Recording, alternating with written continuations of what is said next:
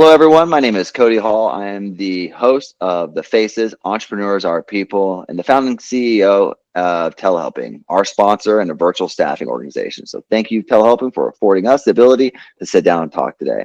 I want to welcome Creighton Taylor this morning as our guest. Creighton, how are you? I'm great. How are you? Oh man, I'm excited to talk. I know that we're going to have some fun, unknown conversations today. Creighton and I were just talking about do you have any prep call? And I tell you, everybody, we generally have a small prep call just for lighting and everything, but there's nothing rehearsed here. I honestly don't know what I'm going to say, which gives you a real window into who Cody is. So Creighton, take the opportunity for a few moments. Tell us who we're talking with here today. Yeah, no. So, as you know, my name is Creighton. I'm from LA. Have a lot of family in the Midwest, even though I'm from LA. So, got a lot of family. My mom's side's from Ohio. My dad's side's from Michigan. So, I spent a lot of time out there. And I also have a few aunts that moved from Ohio to Atlanta. And I went to college there. So, I went to Emory. Very good. Very good school. Yeah. So, I had a really great time there. I fly there quite a bit to just kind of visit family. And yeah, no, I think after school, I actually graduated 2008 and went into finance, which was like really stressful for those who remember. And spent 4 years in finance, did business school, and been kind of in the startup life ever since. But other than that, in general, I'm really big into basketball. I like cooking, I like music. I was also a piano major, so Wow. Like piano. Don't play as much as I used to, but I did play at my college graduation. So really proud of that, and just like playing like some pop stuff every now and then. So yeah, it's a little bit about me. Great, and that's great. Well, a couple things. One, I've always wanted to play an instrument. I have about this many musical bones in my entire body. And so a little jealous of you there. I tried. I did make the attempt, right? Took lessons, just not for me. It's just, my fingers and feet, they don't operate in unison with each other or independently in any way. So that's really cool. I don't know if you've seen this actor before, but I would have to say he's probably one of my favorite C or B level celebrities. Because every time I see him in a movie, or a show, he just kicks it, right? He is one of the stars in This Is Us. Have you seen it, or have you heard of him? Sterling. Yes, that gentleman. Yes. Yeah. You kind of look like him, Yeah, right? yeah. You kind of look like, and he's an awesome actor. And so when he's in something, it's generally going to be pretty good. Yeah. He's good. No, I've seen these things. He's awesome. I thought about that. I was like, man, he does look like him. No relation. It's all good though. No, Craig, so I want to touch on this because you're the second person I've talked to maybe this month who came in bright-eyed, bushy-tailed into the finance world right after 2008. So, what was running into that wall like? Oh man, that was so rough. I feel like I don't know how many listeners are Gen Z, but I also teach. I've been teaching at UC Irvine, so this is like a part-time thing for fun, and every single time I touch on this, it's like so few hands, like surprisingly few hands raised when they're like, "Oh, I remember. I know all the details of 2008 and what that was like." But man, for those who were looking for a job then, it was crazy. I had to apply. I think I applied like 400 places. I was rejected to all but one. So I got lucky enough to get one job. And I remember just coming to work every day. It seemed like it was going to be the last day. People were joking about living off the land, learning farming, because it was just that much of a doomsday conversation. It was just like people were like, okay, this is the end of all we know of the world. That's how it felt, particularly in finance, because I think 2007, it felt like you were on top of the world. Everything was great because the last few years are great, but I was in investments. I worked at a firm called Western Asset Management, which that was the one job I got in Pasadena. And they had about $640 billion that they managed, mostly institutional clients. and they invested in what's called fixed income, which is supposed to be debt, which is supposed to be safe. Like they're lending money to governments, to corporations, but they invest a lot in mortgage-backed securities. So they actually lend money into like real estate stuff. So supposedly safe.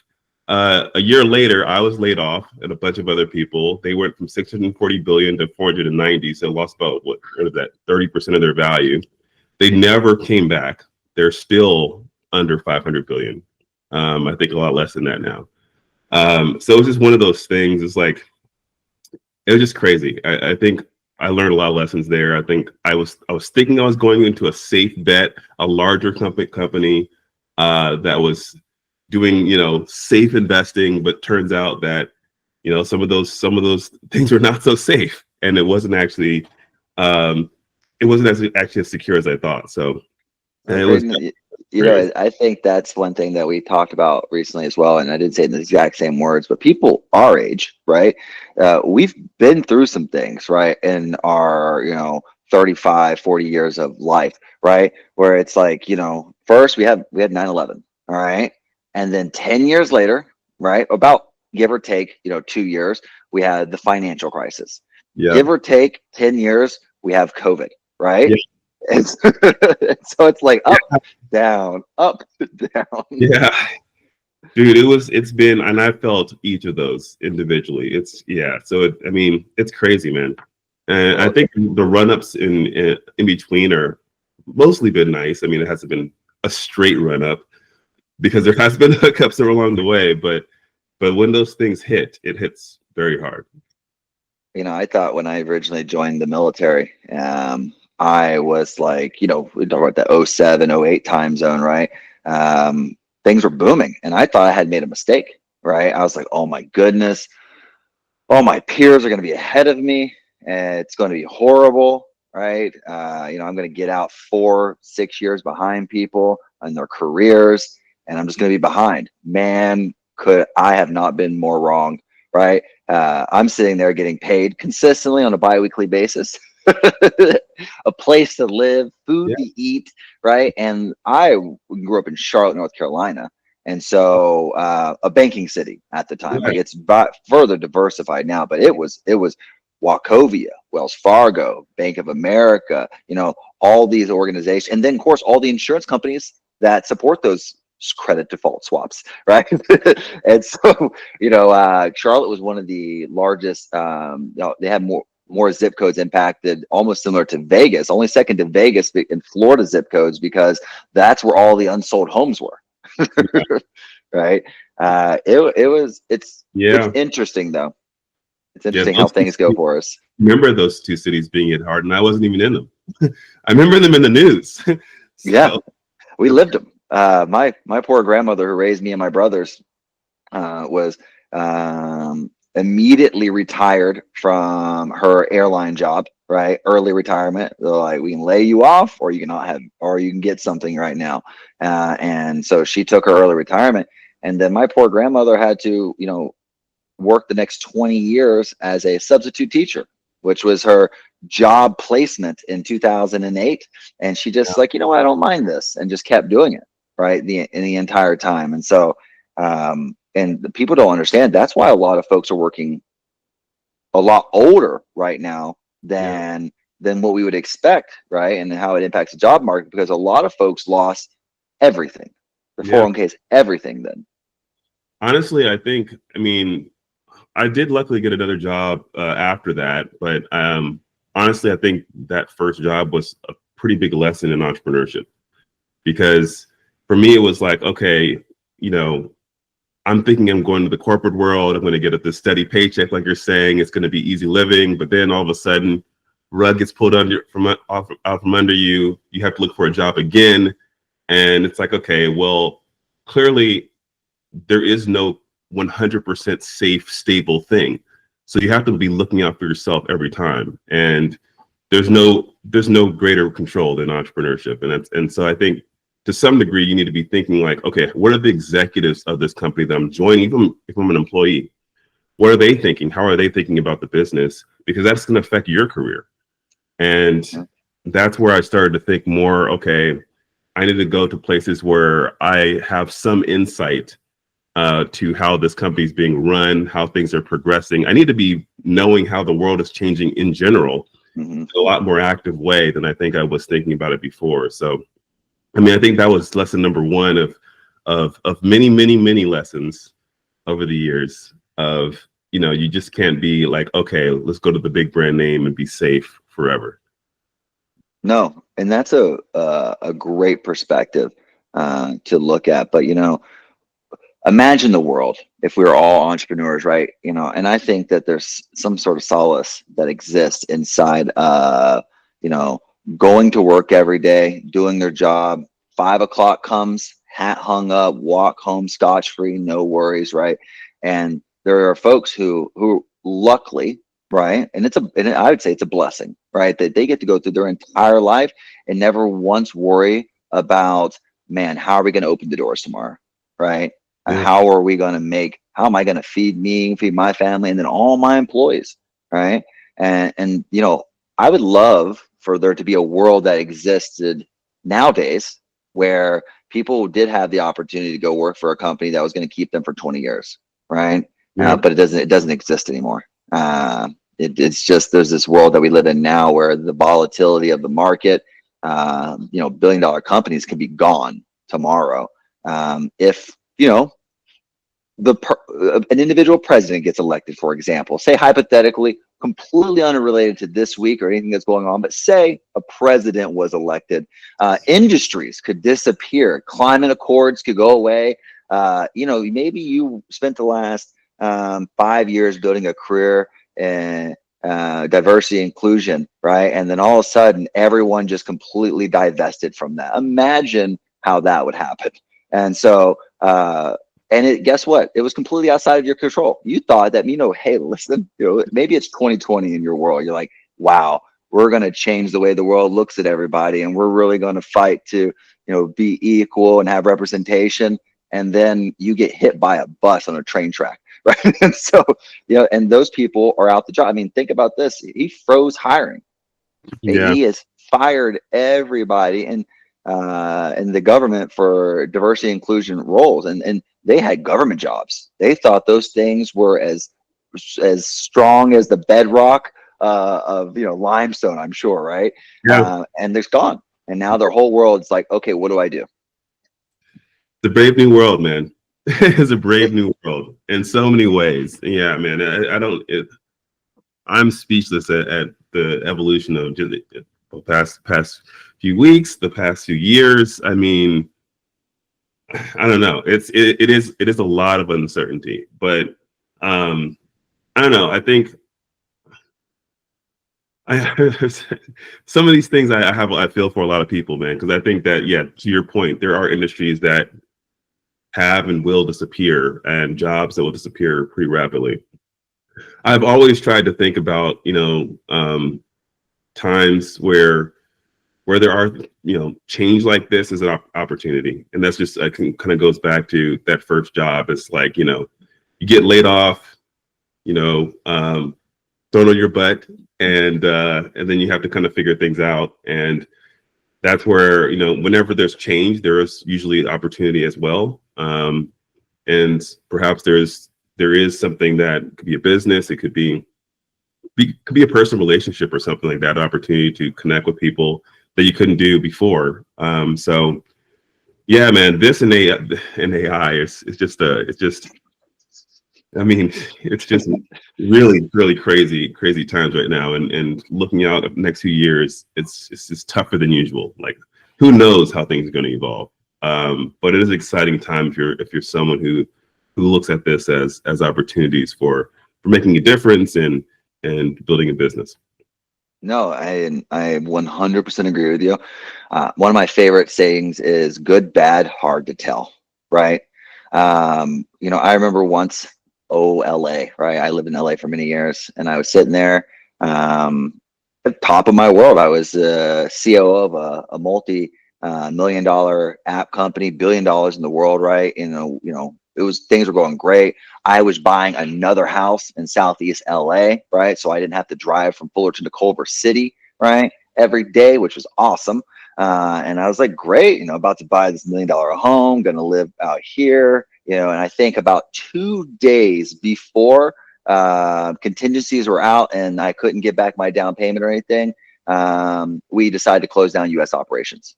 And so Wow. walked in, they're like, hey, we're taking all this back to Taiwan. We're going to leave a skeleton crew here just for content and stuff.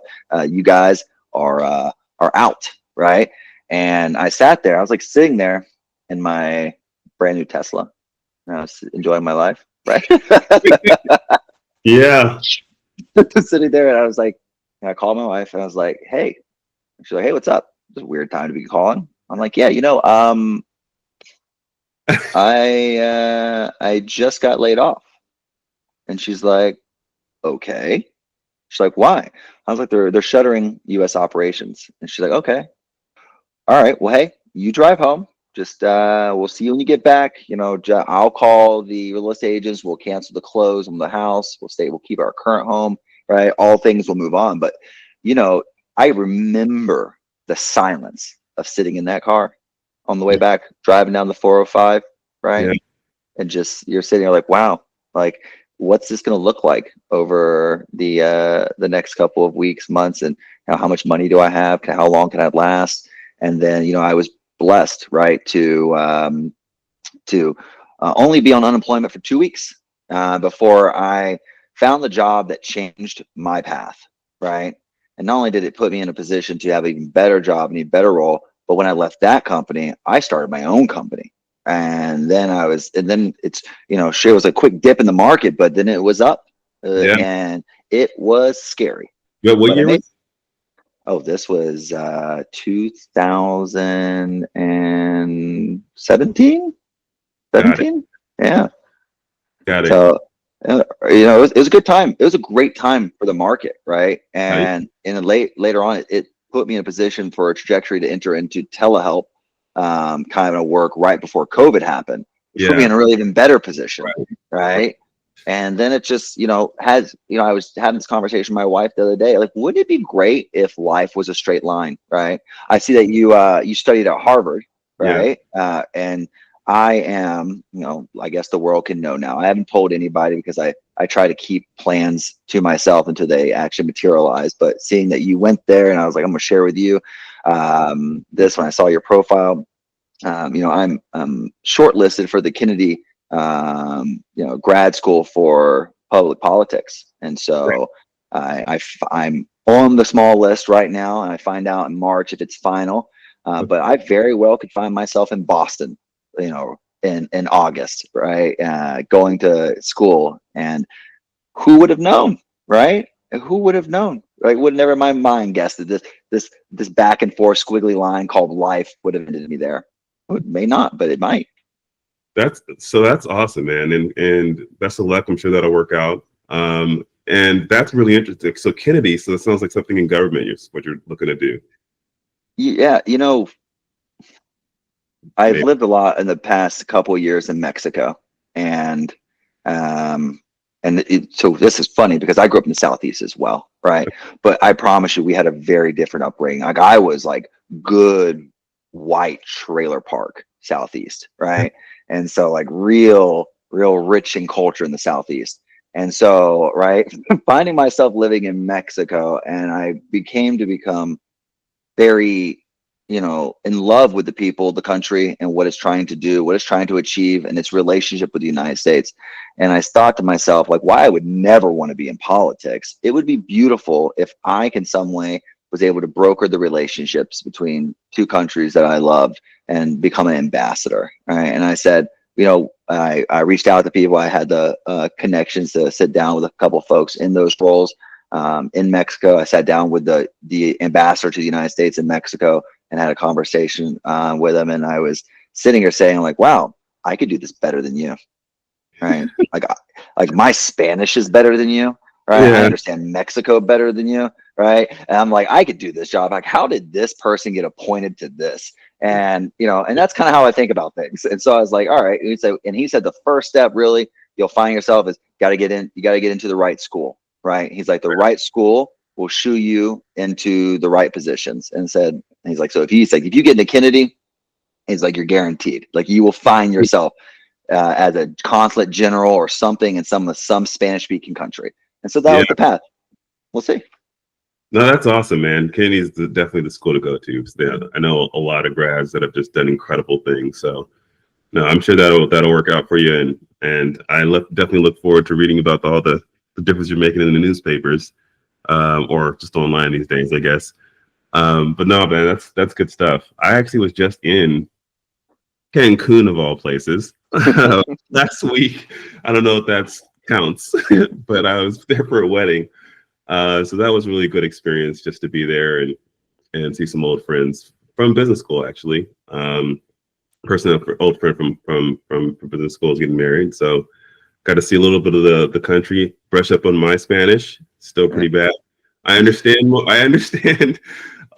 Just being from LA, I feel like I understand a little bit, but you have to. If you want any tacos from any stand, it helps. Yeah. I understand more than I can speak. It's when I start speaking that I start to embarrass myself. So I think Me too. yeah. I understand. This is funny. Yeah. So I had a lot of embarrassing moments on the trip, but that's how you learn. and I'm excited to see. Yeah, I mean, I definitely think there's a lot that can be better in the Mexico-U.S. relationship between the two countries. So I'm sure that you can make a difference there. Well, I fear, right? And I am not politically in any direction. I equally hate both sides. That's my motto goes. But I'm there. Yeah, great place to be, right? Because I think my hatred has grown over the last decade. Like the last 5 years specifically. Like I don't know if we should go on this whole tangent, but it's like both sides are killing me. Well, that's one thing that I say a lot. One of my good friends and we own a small trading firm together because we started a company and we put some money into a firm. Like, what we're going to do? We're never going to need to work again the rest of our life because we're going to trade. And we've been able to do really well over the years, and we're still very close. And he has lost all hope. So he's one of those, and I say one of those who says I'm moving out of the country if Donald Trump gets elected. And I have to say, while I don't support that, I do respect that he meant it, right? And so, he's moving to Spain this year, and I am not that person, right? Yeah. I am one who, in spite of the United States doing some of the things it does, I love the United States and what it represents, right? And depending on what light you shine on the United States, right? I mean, it does have a lot of bad, but it also has a lot of good, right? And you could focus on either one of those, or you can just be honest with it and say it's not perfect, but it is what it is.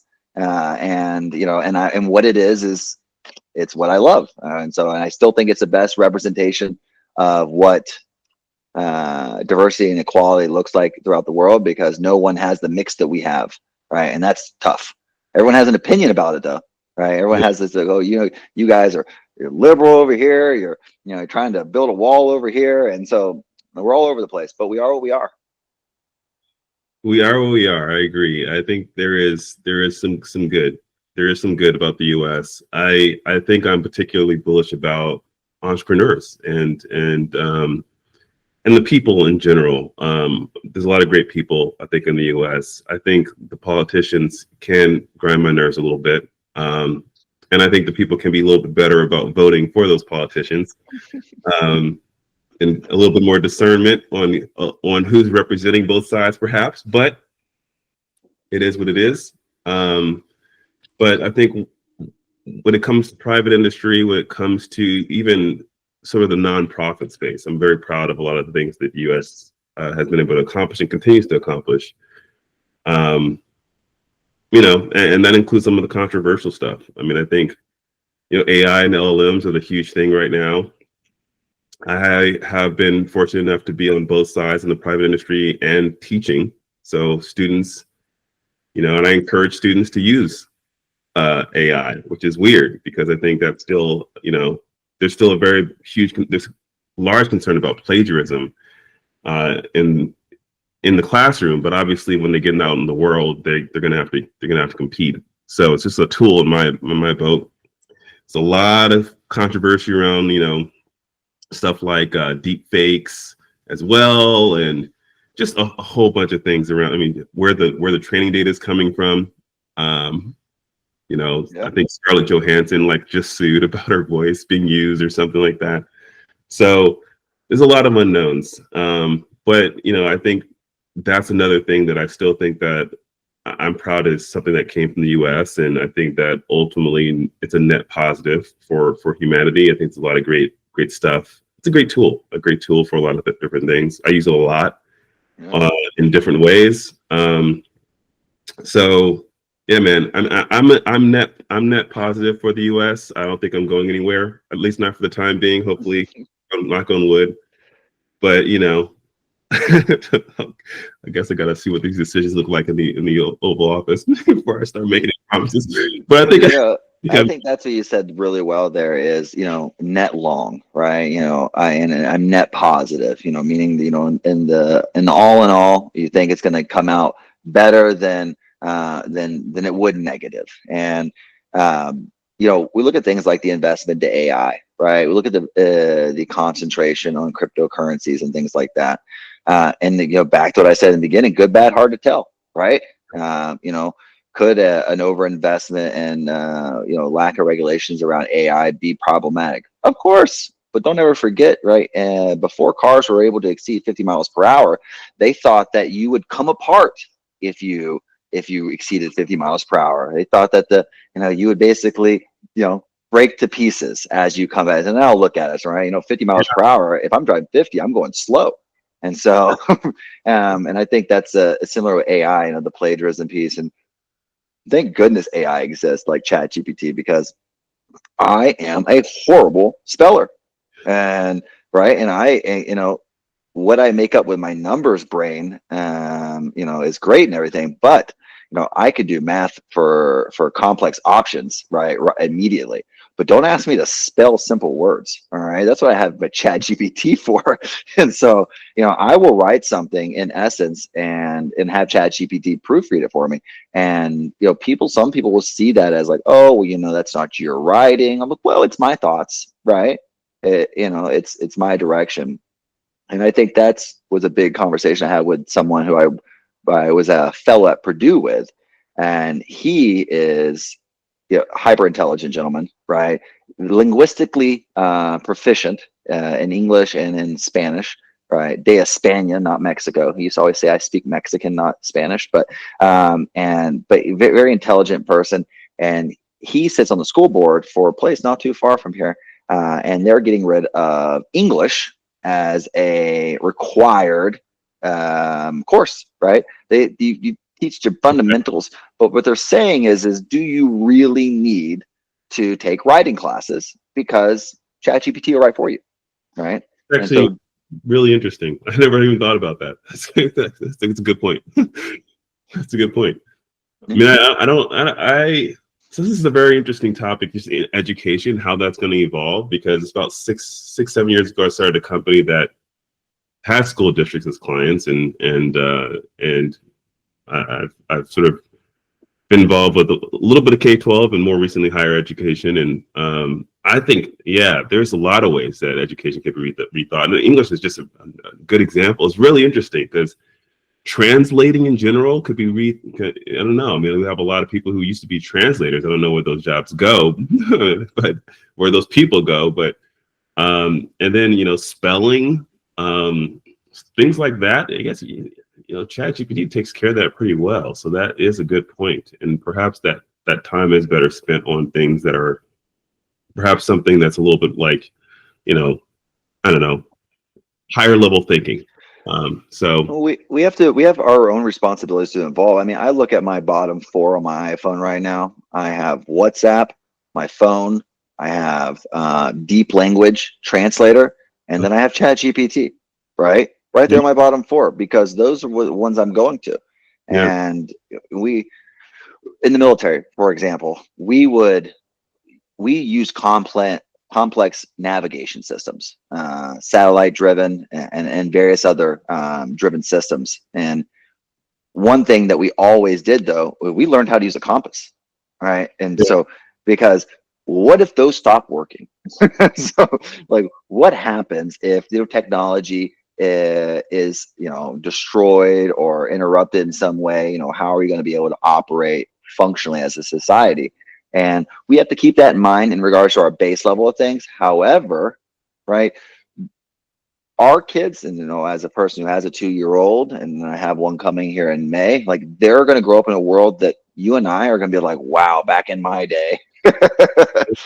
To me, yeah, it's definitely gonna be different. And I think education, man. I don't even know how that's gonna evolve. I mean, I have a lot of thoughts on so many different ways that they will likely evolve, but I'm thinking just 5 years from now. I can't even imagine 10, 15. It's like, Well, what do you alluded to that you are a part-time professor at UC Irvine. One, if you don't know UC Irvine, you should. It's a great school. Secondly, I have always wanted to be a part-time professor, so I'm a little jealous of that. But what do you teach there? yeah, I teach managerial finance and venture capital. So it's specifically for their Master of Innovation and Entrepreneurship program. I think it's the only UC that has a Master's of Entrepreneurship, basically. So those are those who are literally going back to school after undergrad to become entrepreneurs. These are people that often come in with ideas. They're ready to just get running with it. And my class is focusing on half looking at things from a pre-seed, seed stage venture capitalist perspective, how to invest, and then half as an entrepreneur, pitching, managing the finances, managing the business, the finance element of it. That's where the managerial finance comes into play. And so, yeah, we're in week 3 right now. And I'm new. So I started really teaching about like a year ago, a little over a year ago. And it's been an experience, but I've gotten better. I think for me, it was great because I was a little impatient before, probably talked a little too fast. So now I'm better at slowing down, being a little more patient, thinking about how I'm explaining things, presenting a little bit better. And it was definitely, a little rough in the beginning, but I think now I'm starting to love it quite a bit. And so, yeah, that's what I'm doing. And how does that complement with what you do? You mentioned your company is working with some K through 12s. Talk to us a little bit about that. Obviously you're doing that, and then it kind of came into the educational piece, Yeah. which is fascinating. The idea that there's a master's of entrepreneurship and is teaching, early stage venture capitalism. But what is talk to us about the company? How that kind of transpired. Yeah, no, I split my time across quite a few things these days. And one of those things is this company that I started about 6.5, 7 years ago now. It's called Guided Compass. It is a platform that helps school districts, nonprofits, organizations that kind of sit between like 16 to 24-year-olds and employers. And basically kind of goes through the whole career readiness and career prep sort of process, all the way through referring them to that first internship. So that includes, there's a technical term called work-based learning that this kind of falls under, but that includes career exploration, career and financial planning, career prep, which is basically like resume, cover letter, interviewing, and then maybe some training around internship stuff before they're ready to go, and then they're referred for that first role. So like Los Angeles Unified School District, they have work-based learning coordinators. Their role is to get people exposure to industry in whatever field they're studying. So that might be healthcare, that might be tech. This is a platform that helps them do that. So they pay a monthly fee in order to do that. A nonprofit called United LA is another client. They're great because they focus on 16 to 24. So it's not only high school, but also community college students and four-year college students and that whole in between. And they're able to run the gamut a little bit more and help them across a longer period of time. But it turns out that's a complex process because, everybody has their own thing that they're interested in doing, their own journey for how they're going to get there. And then just going through the process of making sure that the resume is, ready to go. They do some mock interviews that are prepping them, tracking all that, referring them. So having that CRM piece to it. And then the reporting is a huge piece because a lot of these organizations have funders from a lot of the, Bill and Melinda Gates Foundation, a lot of the organizations, even corporations, and they need to give them reporting on how many people they're placing, how many people they're training, the credentials.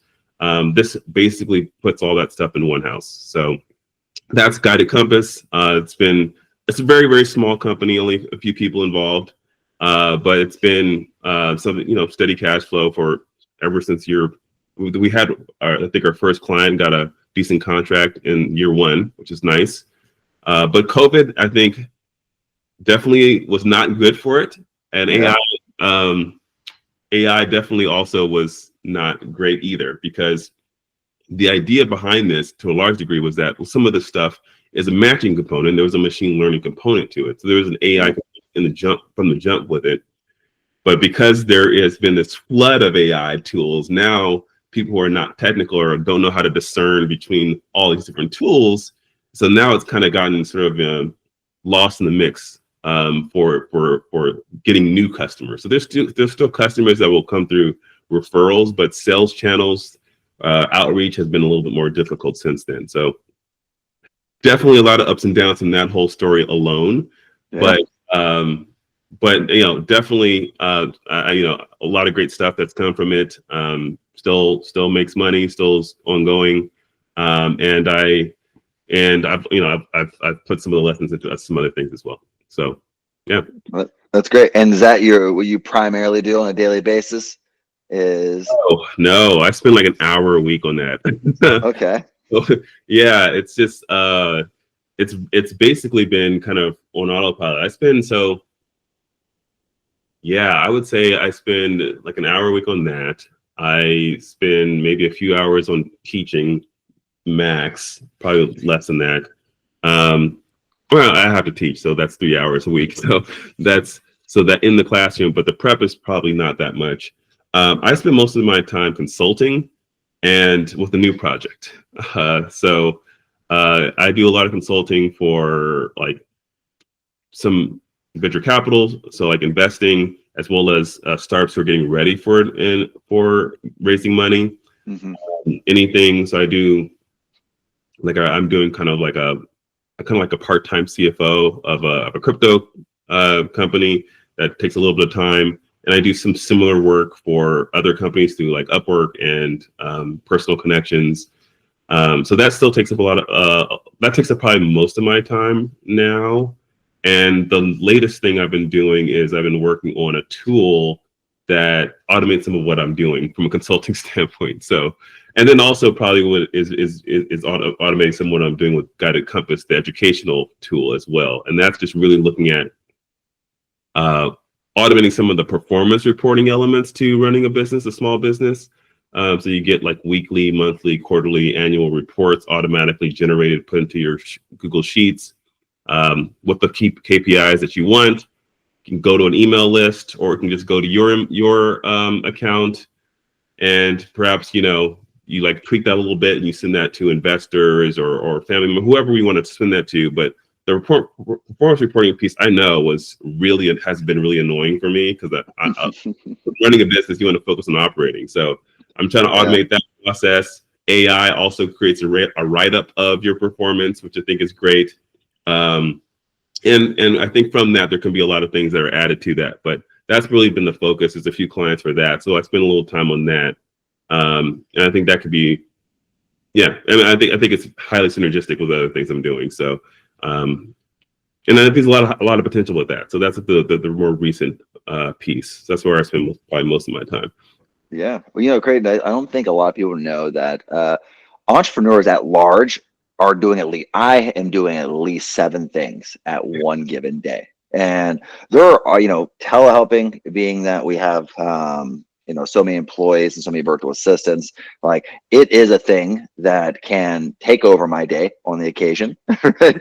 But I try to staff it so well that for the most part, right, my COO can handle most things, right? Yeah. If I'm involved, it's because it's like, hey, listen, we need you to step in and, Cody this client and smooth the waters and then bring them back into the loop. Like that's kind of my job, right? That and sales. But I also do things like real estate, things like trading. Like good entrepreneurs, I know very few. When we look at someone like Elon Musk, for example, right, who has like 7 really big companies, right? That's rare, right? Most of the time they scale up, right? There's a primary one, but a good entrepreneur is always doing a lot of things at once. So you gotta, Yeah, I do fractional CMO work on the occasion just because it's fun. yeah, I know that. Yeah, I mean, I think that's definitely fun, and I've been doing fractional sort of CFO and CPO kind of work.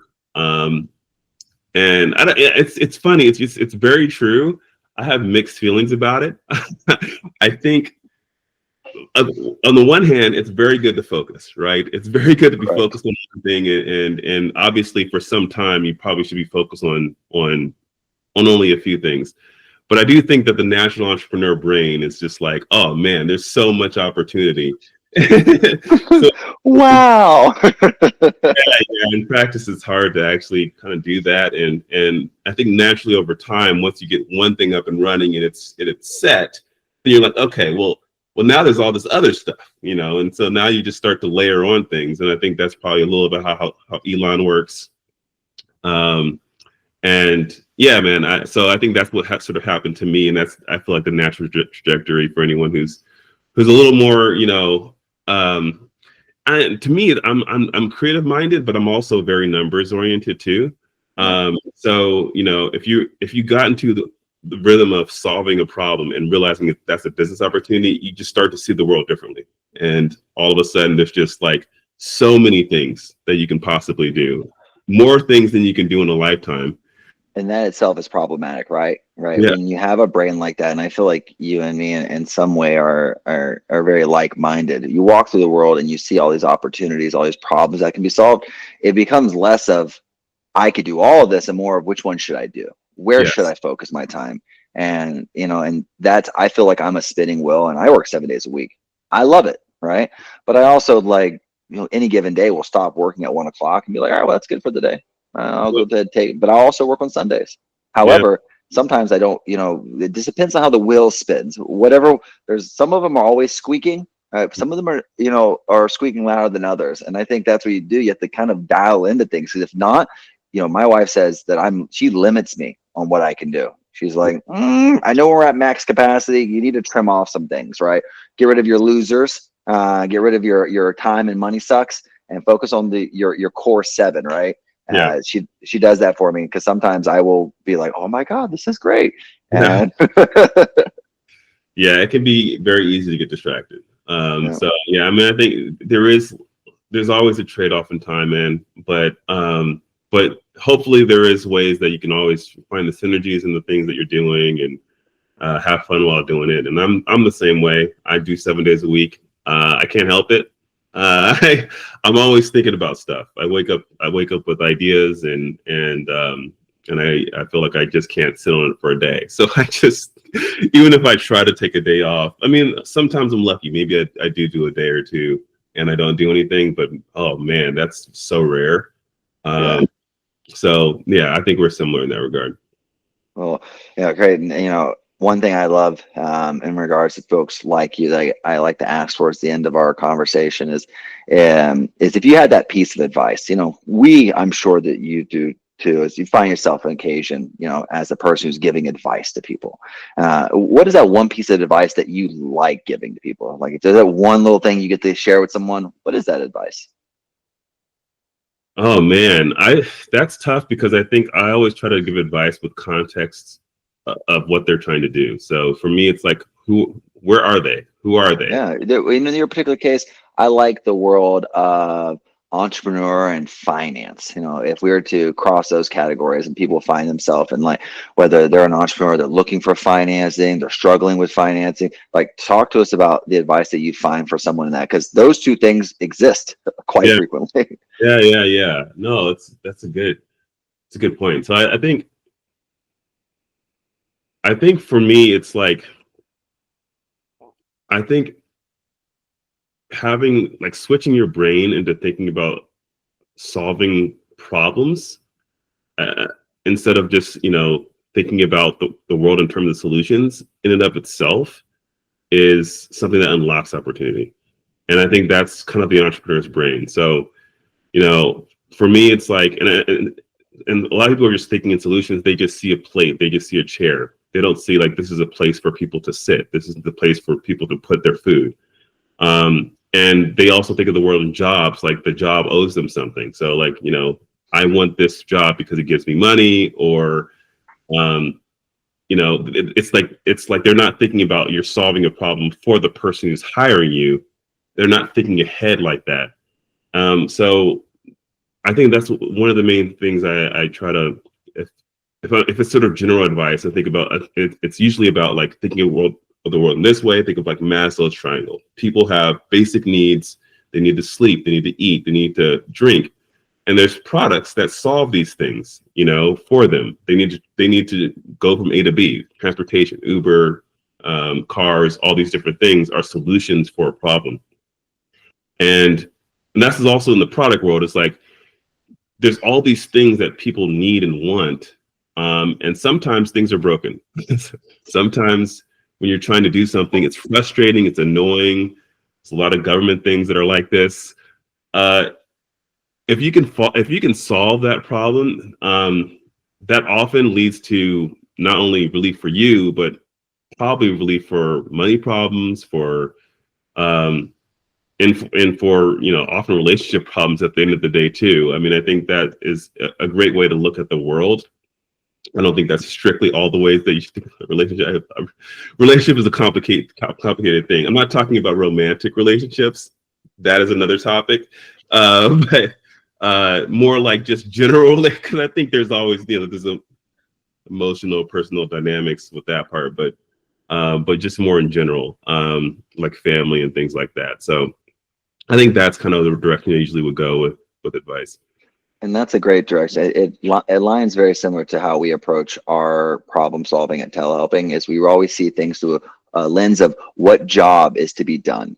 People always come, I want to hire someone. I'm trying to get more sales. I'm trying to do less of this. Like, great. Well, let's talk about what job you seek to accomplish, right? Yeah. And I think that's a great way. If you do, you look at a plate. We just see it as a plate.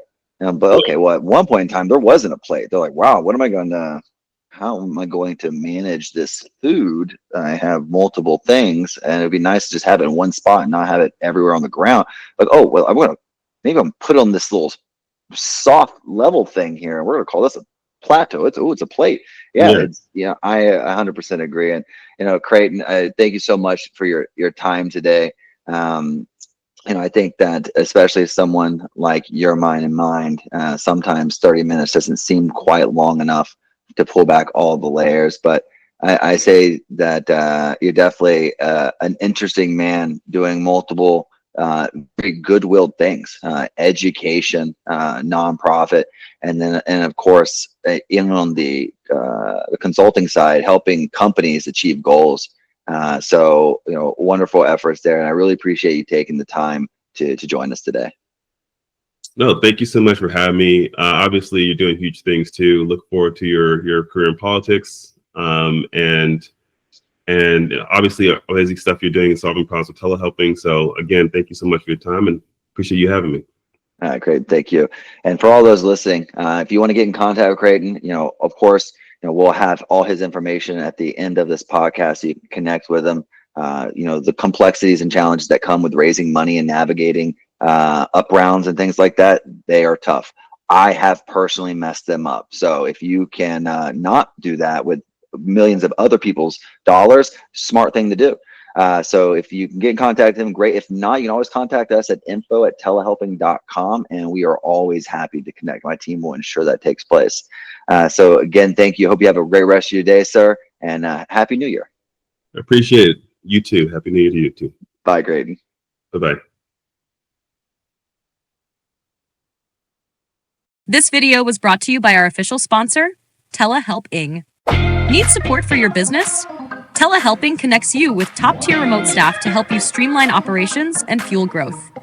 Go to telehelping.com and get started today.